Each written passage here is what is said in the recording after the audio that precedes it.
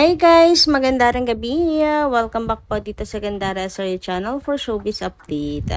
Andito na naman nga po akong muli nagbabalik.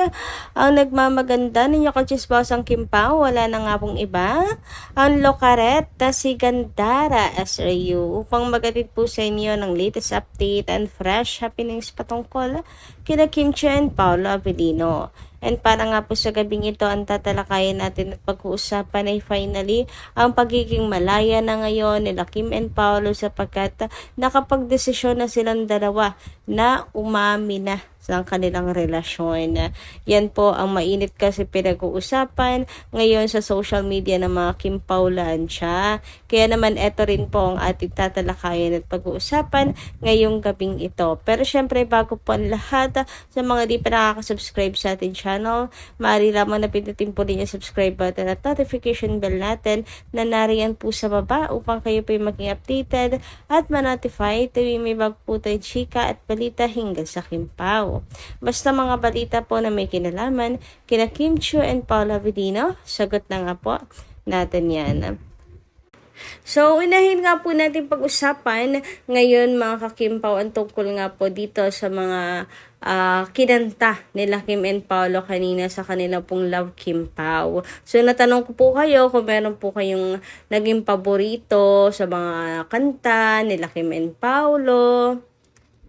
And para po sa akin, ang the best po doon ay yung Palagi. Kasi ito po yung talagang nakapagpa-emotional kina Kim and Paolo. So, ito nga po yung lyrics mga ka-Kim Pao. Grabe, bagay na bagay po sa kanila.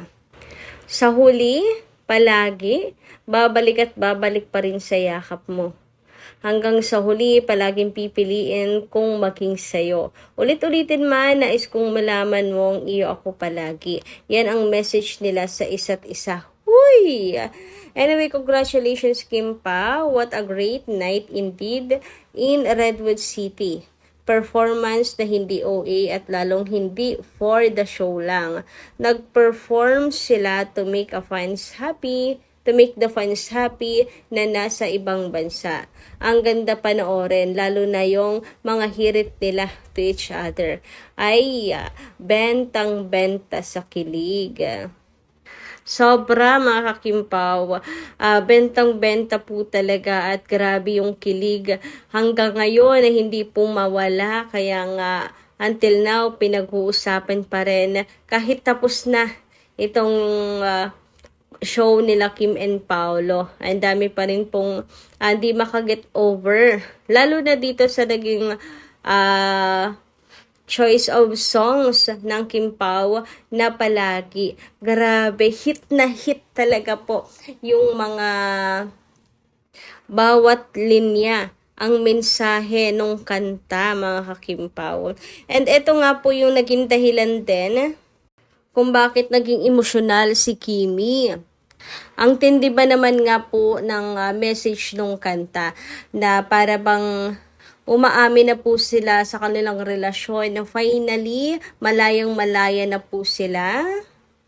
Kasi ika nga po ng kanta, hanggang sa huli, palagi. Babalik at babalik sa yakap mo. Hanggang sa huli, palagi, pipiliin kong maging sayo. Ulit-ulitin man, nais kong malaman mo na iyo ako palagi. Namnamin nyo yon mga ka-Kim Pao. Pag-amin na yon officially. Kaya naging emosyonal itong si Chinita Princess mga ka-Kim Pao. Pati na rin ang Kim Paulansya. Pagtatapat na po iyon ng kanila pong relasyon. Ulit-ulitin man, nais kong malaman. Iyo ako palagi. Parang nagpa-promise na po sila sa isa't isa. Saka sa dami ng kanta, yan po ang naging choice nila mga ka-Kim Pao. Hope na hindi lamang po itong dilulo mga ka-Kim Pao kundi katotohanan, 'di ba? Kita niyo naman kung paano po umano si Kim kay Paolo Avellino. And nagyakapan pa nga po sila. May pagkiss pa. So, lahat ng yun pagsama-samahin nyo mga Kim Pao. Napakalinaw ng mensahe nila Kim and Paolo. Sana hindi lang po dilulo, kundi officially on na nga po sa publiko ang Kim Pao. Samantala, isa rin po ito sa mga kaganapan sa naging show ng Kim Pao sa Redwood City. Sabi po ni Kim, every path is filled with love. Sabi naman po ni Paolo Avellino, what that means is faith always bridges our way. Love Kim Pao in Redwood City. Anyway, dumako naman po tayo dito sa comment po ni Miss Norma Dayan. Magandang gabi po sa inyo at shout out. Sabi niya rito, good PM Gandara. Yes, in all celebrities, this is the only couple that is loved and kissed by all people in all walks of life. Gandara, they are in epitome of God, will to everyone in all people. Whatever they belong in our society. They are so loved and admired by people, whatever they belong. Yes, just continue what you had started and just bear in mind that all of these are from God's will. KP, just put God first in all your works and don't forget na lumingon kayo sa pinanggalingan nyo. Huwag niyong gagayahin yung ibang artista na wala nang ginawa kundi manglait at kung ano-ano ang masasakit na salita na pinupukol sa dalawa. Lalo na kay Kimi. Anyway, God is everywhere. He knows what is in your heart and all your total personality traits. He knows Kim and Paolo. That's why they are blessed. And the many blessings coming to them for their goodness and not plasticity in dealings with people regardless of their status in life. God bless us all, especially KP. Naku, totoo po yan. Sila Kim and Paolo, hindi po yan tumitingin sa estado na isang tao, mayaman, mahirap, mga Kim Pao. Hindi po sila mga matatapobre at masasamang ugali. Kaya naman patuloy lamang po silang binibless. Kita nyo naman kung paano po sila mahalin, admired ng mga tao, kahit saang sulok ng mundo sila magpunta.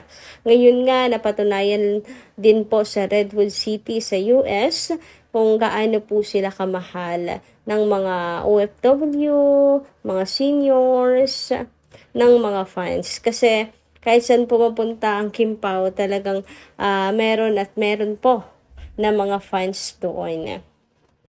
Anyway, pag-usapan na nga po natin ang tungkol po dito sa pag-amin nila Kim and Paolo. Comment nga lang po kayo dyan sa baba if you believe din na ito po ay officially pag-amin na ng Kim Pao ng kanila pong relasyon. Pag-out ng kanilang relasyon officially, mga ka-KP. Well, alam naman po natin na talagang may relasyon na sila. Pero kasi inaabangan po ng lahat, yun pong pa-hard lunch na sa kanila po mismo manggagaling na talagang sila na. Aba, yung iba gusto ata may pa-press con pa. Pero dito po sa Love Kim Pao na naghanap kanina, talagang po yun matuturing na pag-amin nila Kim and Paolo. Kaya comment lang po kayo dyan if you are agree din po na talagang in-out na ng Kim Pao ang kanila pong relasyon. Yung bawat lyrics ng kanta, sobrang tagos mga ka-Kim Pao. Yung sweet moments nila. Kaya nga, emotional po ang lahat Hindi lang si Kim ang naiyak, pati po ang mga fans na nandoon. Samot-saring emosyon talaga ang naging hatid nila Kim and Paolo sa mga fans. Anyway, sabi naman po dito ni Mama Hermelina Benloit, mabait sila Kim and Paolo kasi sikat sila, kahit sikat sila, bagay na bagay ang dalawa. Love ka namin, mga senior. God bless you, Kim Pao. Wow, God bless you always, Kim Chu and Paula Avelino. So, yun lang po muna yung ating update ngayong gabing ito, guys. Maraming salamat po sa inyong pakikinig. And kita-kits po muli sa mga susunod nating chika. Maraming salamat at ingat po kayo palagi.